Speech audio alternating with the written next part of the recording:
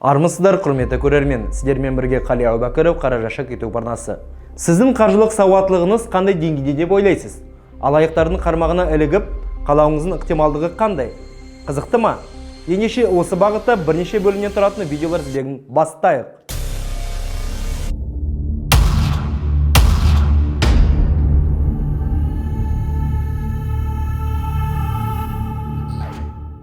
Сұмдық жаңалық. Қазақстан Республикасының стратегиялық жоспарлау және реформалар агенттігі ұлттық статистика бюросы жариялаған ақпаратқа сәйкес Қазақстанда ақпан айында орташа айлық жалақы мөлшері 223 мың теңге құраған екен.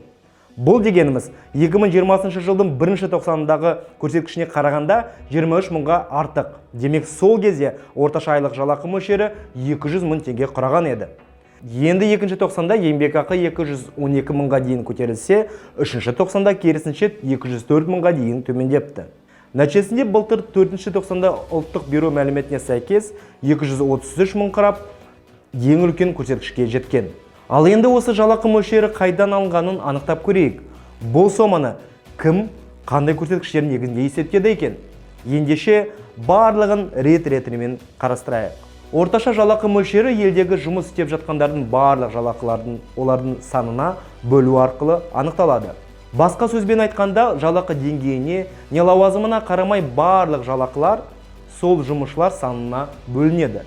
Демек, бұл көрсеткіш біз бен сіз сияқты қарапайым халыққа қарағанда әділетсіз.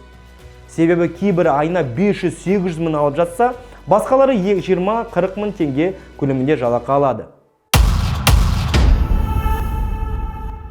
Біздің қазақ барлығын шетелмен, батыс елдермен салыстырғанды жақсы көреді ғой. Онда осы жалақыларды теңгемен емес, доллармен есептесек. Осыған ұқсас арифметикалық есептеуді Протенге телеграм-каналы жасаған екен. Ендігі кезекте шамамен соңғы 10 жылдың ішінде Қазақстанда доллар деңгейі қанша рет көтеріліп, теңге қанша рет төмендегені естеріңізде шығар. Ресми статистиканы шетке қойып, шынымен ақша көбейгенін байқауға болады ма? Өкінішке қарай жоқ. Себебі теңге құнсызданып, инфляция өсіп, шартты түрде жалақы көтерілсе де, қарапайым халық оны сезіп жүрген жоқ. Ал енді үкімет белгілеген минималды жалақы мөлшеріне назар аударсақ. 2019, 2020, 2021 жылдары оның көрсеткіші 42.500 теңге айналасында екен. Бірақ, естуімше кейбір өңірлерде жалақы осы көрсеткіштен төмен де кездеседі екен. Демек, шартты түрде осы мөлшер негізінде жалақы алып жүрген адам айына 42.500 теңгеге өмір сүре алады ма? Түсінікті болу үшін билік ұсынған ресми статистикаға тағы сүйенсек. Биыл өмір сүру мөлшері 34.302 теңге құрады. Былтыр бұл көрсеткіш 32.660 теңге болды. Демек, 1.642 теңгеге өсті. Бұл қаншалықты жеткілікті деп ойлайсыз? Негізінен Қазақстанда өмір сүру мөлшері тұтынушы себеті негізінде анықталады. Ал себет өз кезегінде қажетті азық-түлік, өмірге қажетті қызмет пен азық-түлік емес тауарлардан құралады. Нәтижесінде жоғарыда келтірген пайыздарды сандық мәнге айналдырсақ, үкімет адамның қалыпты өмір сүру үшін азыққа 18.866 теңге есептесе, өндірістік тауарлар мен қызмет көрсетілген төлем үшін 15.435 теңге деп анықтаған еді.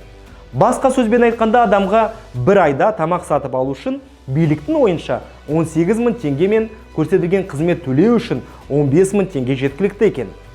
Азық-түлік пен өндірістік тауарлардың бағасы да өскенін ұмытпаған жөн. Мысалы, 2021 жылдың басынан сұйық май 36.6%-ға, қант 34.9%-ға, жұмыртқа 27.2%-ға және көкөністер 16%-ға бағалары өскен. Ал енді осында келтірілген барлық статистикалық мәліметтер не үшін керек дейсіз ғой? Үкімет өмір сүру мөлшерінің негізінде минималды жалақы мөлшерін, стипендия мен зейнетақыны, әлеуметтік саясатты іске асыру, мемлекеттік әлеуметтік бағдарламаларды дайындау және басқа экономикалық әлеуметтік мәселелерді шешу үшін есептейді екен. Сіздер осы көрсеткіштерді түсініп, әлеуметтік саясат қалай жүргізіліп жатқанын түсінікті болу үшін жасалды.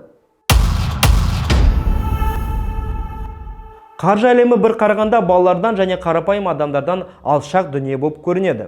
Шын мәнінде балалар отбасының экономикалық өміріне өте ерте араласады. Ата-аналармен дүкенге барғанда, теледидардан жарнама көргенде, ата-әжелерінен ақша сыйлаған конвертті сыйлыққа алғанда, ал қарапайым халық билік ұсынған ресми статистикалық мәліметтерге аса назар аудармайды. Сондықтан балаларды 5-6 жастан бастап қаржы экономикалық мәселелермен таныстыра бастаған дұрыс. Бұл жаста олардың логикалық ойлау қабілеті дамып, ересектердің өміріне қызығушылық таныта бастайды.